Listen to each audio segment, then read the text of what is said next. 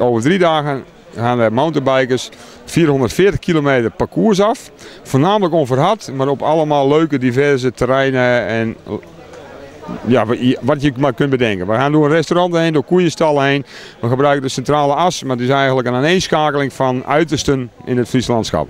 Nou, we hebben op dit moment een kleine 200 deelnemers die uit Nederland, België komen en ja, die nu klaarstaan voor de stad. Hoe komt het dat mensen zo uit alle windstreken komen, echt ook uit het buitenland? Nou, het spreekt wel aan. A, is het Elfstedentocht. Dat wil men al doen. Men krijgt het felbegeerde kruisje ook als ze alle stempels hebben. Maar daarnaast is het ook een tocht, een overlevingstocht. 440 kilometer verdeeld over 106, 153 kilometer en 177. Oplopend steeds hoger. Ja, maakt het dat mensen dat ook als een uitdaging zien.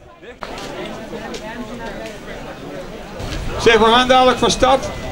We tellen af met z'n allen. 10, 9, 8, 7, 6, 5, 4, 3, 2, 1, go!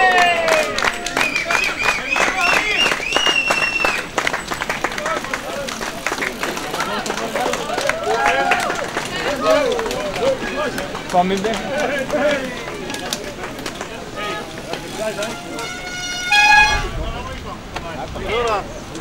Naar de camera.